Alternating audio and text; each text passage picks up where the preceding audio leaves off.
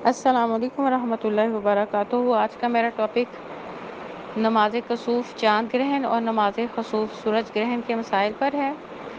نماز کسوف کے لیے نہ اذان ہے نہ اقامت۔ نماز کسوف کے لیے لوگوں کو جمع کرنا مقصود ہو تو الصلاۃ الجامع کہنا چاہیے۔ مسلم کی حدیث ہے، حضرت عائشہ رضی اللہ تعالیٰ عنہ فرماتی ہیں کہ آپ صلی اللہ علیہ وسلم کے دور میں سورج گرہن لگا تو آپ صلی اللہ علیہ وسلم نے ایک منادی مقرر فرمایا جس نے یوں آواز دی، نماز تیار ہے۔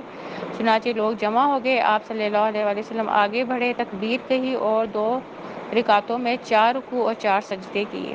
جس وقت سورج گرہن یا چاند گرہن لگے اس وقت 2 رکعت نماز باجماعت ادا کرنا سنت ہے۔ سورج یا چاند گرہن میں 2 رکعتیں ہیں، ہر رکعت میں گرہن کے کم یا زیادہ وقت کے مطابق 1 یا 2 یا 3 رکوع کیے جا سکتے ہیں۔ مسلم کی حدیث سے حضرت جابر رضی اللہ تعالیٰ عنہ فرماتے ہیں کہ آپ صلی اللہ علیہ وسلم کے دور میں سورج گرہن ہوا تو آپ صلی اللہ علیہ وسلم نے صحابہ کرام کو نماز پڑھائی، اتنا لمبا قیام کیا کہ صحابہ کرام گرنے لگے، پھر لمبا رکوع کیا، پھر سر اٹھا کر لمبا قیام کیا۔ یہ قیام سورہ فاتحہ سے شروع ہوگا، پھر لمبا رکوع کیا، پھر کھڑے ہو کر دوسری رکعت پڑھی، بس 2 رکعتوں میں 4 رکوع اور 4 سجدے ہیں۔ یہ مسلم کی حدیث ہے۔ نماز کسوف اور خسوف میں قرات بلند آواز میں کرنی چاہیے۔ ترمذی کی حدیث ہے، حضرت عائشہ رضی اللہ تعالیٰ عنہ سے روایت ہے کہ آپ صلی اللہ علیہ وسلم نے گرہن کی نماز پڑھائی تو اس میں بلند آواز میں قرات کی۔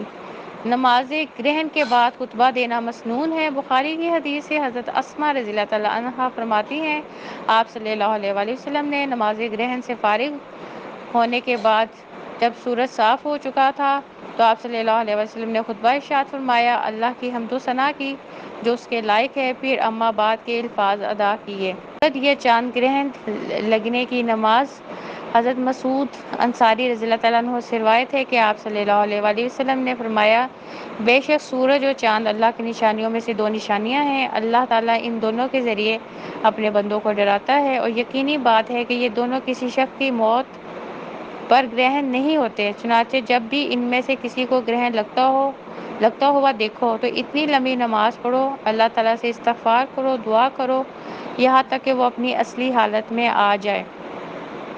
تو اس سے پتہ چلتا ہے کہ جو سنت ہے سورج گرہن لگنے پر یا چاند گرہن پہ وہ ہے نماز ادا کرنا۔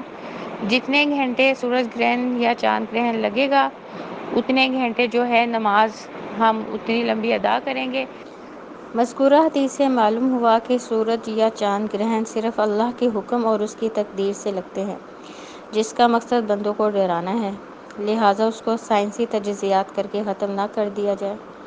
سورج گرہن اور چاند گرہن لگنے پر کرنے والے کام: نمبر 1 نفل نماز ادا کریں، نمبر 2 نفل صدقہ دیں، نمبر 3 کثرت سے اللہ کو یاد کریں، اور نمبر 4 کثرت سے توبہ استغفار کریں۔ نماز کسوف کا طریقہ: پہلی رکعت میں تکبیر تحریمہ اور دعائے استفتاح پڑھنے کے بعد سورۃ فاتحہ کے ساتھ کسی دوسری سورت کو ملاتے ہوئے لمبی قرات کی جائے، پھر لمبا رکوع کیا جائے، پھر رکوع سے سر اٹھا کر سمع اللہ لمن حمدہ کہنے کے بعد پھر سے سورۃ فاتحہ کے ساتھ کسی دوسری سورت کو ملا کر لمبی قرات کی جائے، تاہم اب کی بار قرات پہلے سے قدرے کم ہو، پھر دوسری بار لمبا رکوع کیا جائے، لیکن یہ پہلے رکوع سے قدرے کم لمبا رکوع ہوگا، پھر رکوع سے سر اٹھا کر سمع اللہ لمن حمدہ ربنا ولک الحمد کہیں، پھر کافی دیر قوما میں کھڑے رہیں، پھر 2 لمبے لمبے سجدے کریں، اسی طرح دونوں سجدوں کے درمیان بھی کافی دیر بیٹھا جائے۔ پھر دوسری رکعت کے لیے کھڑے ہو کر پہلی رکعت کی طرح دوسری رکعت بھی ادا کی جائے، لیکن دوسری رکعت کا ہر عمل پہلی رکعت کے اعمال سے قدرے چھوٹا ہوگا، پھر اس کے بعد تشہد میں بیٹھیں اور آخر میں سلام پھیر دیں۔ اس طرح آپ 2 رکعت نماز میں 4 قیام اور 4 رکوع کریں گے۔ اگر اس وقت تک گرہن ختم نہ ہو تو گرہن ختم ہونے تک توبہ استغفار کرتے رہیں۔ اگر مسجد میں نماز پڑھنا ممکن نہ ہو تو گھر میں اہل خانہ کے ساتھ بھی پڑھ سکتے ہیں۔ اس لیکچر کو آگے ضرور سینڈ کریں تاکہ ہم چاند گرہن اور سورج گرہن کے مسائل سمجھ سکیں۔ سبحانک اللہم و بحمدک، اشہد ان لا الہ الا انت، استغفرک و اتوب الیک۔